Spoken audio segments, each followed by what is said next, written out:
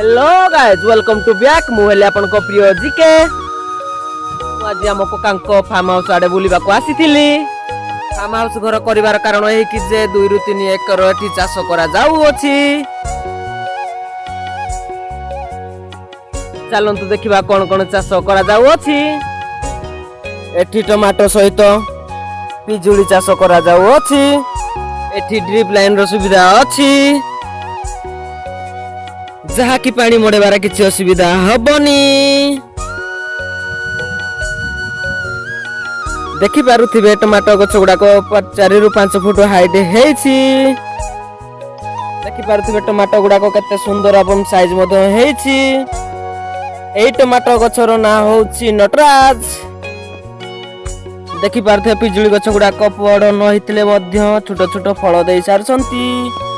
एही पिजुली गछर ना होछि थाईलैंड 7।